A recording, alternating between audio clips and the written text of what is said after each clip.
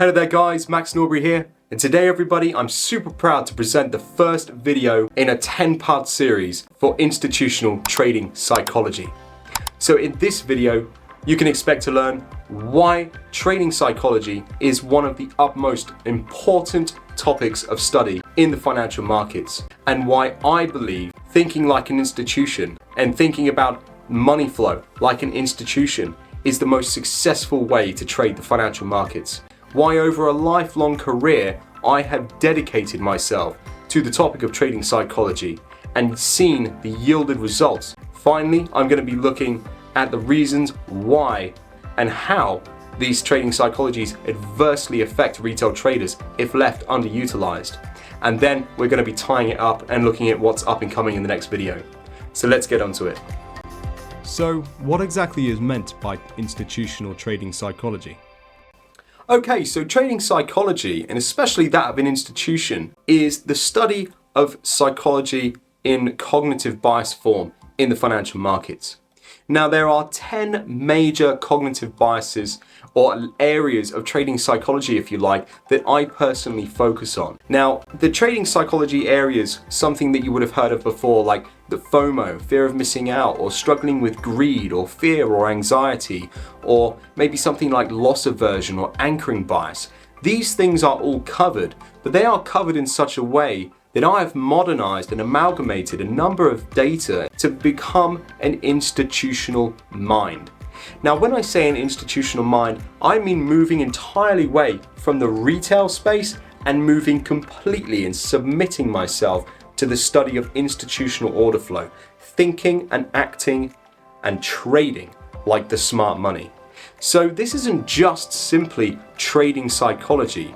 As I said in the introduction of this educational course, I am blurring the lines entirely. I'm getting rid of the boundaries and the borders between trading psychology and technical analysis and technical strategy to create just one system, which is based around thinking like and acting like and trading like the smart money, and also trading technically like the smart money, using things like order flow and order blocks and areas of supply and demand and equilibrium theory to propel myself forwards in looking at those consistent gains. Now, trading psychology is one of the most underutilized parts of trading in general. And then it's no coincidence that we've got 98% of the retail world losing money consistently in the markets. The markets are a psychological view of global order flow. And once you understand that, once you accept that fact, you have then taken your first step to becoming a consistently profitable trader. Trading psychology is everything. Your mind controls your thoughts, controls your hands that you use to take those trades in the first place. It all starts here, so it deserves the necessary respect. So based on what we've just learned, why is psychology so important to me, and why is it continuously underutilized? The reason I hold institutional trading psychology, thinking like the smart money, in such a high regard is because if I can think like the smart money, if I can think like an institution, like a bank, like a hedge fund, then I'm going to be able to reflect that thought process in my trading results. Now, many of you would have seen the kinds of things that we can do on a daily basis in the live streams and the sessions that you may or may not have seen inside our trading community. You've seen the kind of results that can be yielded, and that's because I think of myself as smart money. Now, that's not coming from a place of arrogance or ego, that's coming from a place of confidence. Confidence in the process, confidence in my understanding of how the order flow and the smart money works and thinks. Now, based on this information, why do you think this topic of study is so incredibly underutilized? Well, think of it this way. When you get to the market as a brand new trader, you are completely surrounded and soaked up with noise about Lamborghinis. You've got mega mansions and super yachts and all of these amazing, wonderful things that these super rich Forex traders or stock traders have on things like Instagram or other social media channels. Problem is, guys, they're leading you into a massive false sense of hope. And we're going to come on to false sense of security in up and coming videos, as it plays a big part in trading psychology. But for now, think about that is all it is noise. And all that's doing is it's lending yourself to unrealistic expectations and unrealistic biases. When you get to the markets, you don't think of, oh, I need to learn trading psychology to make money. The only thing you're thinking about is getting on the charts and looking at price action and making money. And that's where everybody falls short. They have already associated the financial markets to money printing. And the problem with that understanding is that's just not how it works. The markets are a game of psychological warfare.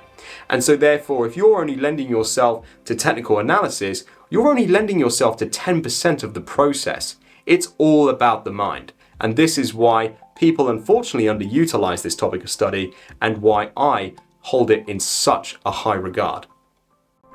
Okay, so based on the above, how do you think this will affect me if I continue to ignore it or skip studying trading psychology altogether?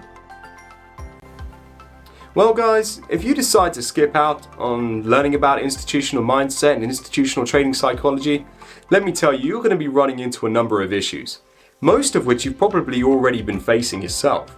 Things like fear, greed, panic, anxiety, fatigue, and exhaustion.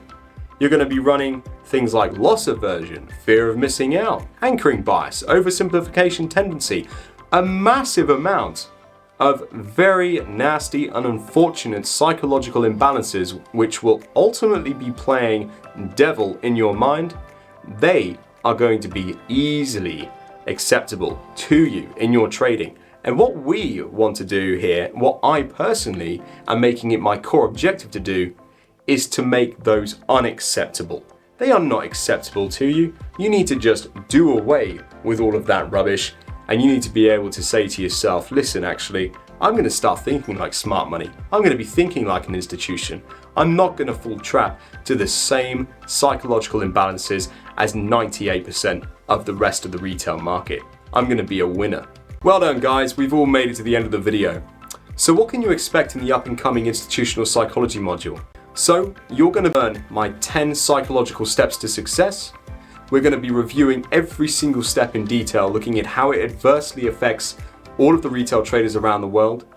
And most importantly, I'm going to be able to give you my personal recommendations and advice around counteracting each and every one of them whilst forming new, healthy habits to get yourselves thinking like the smart money. This is the first step, everybody. The door is open and you are more than welcome to come in to learn exactly how to think like an institutional player. I'll see you then.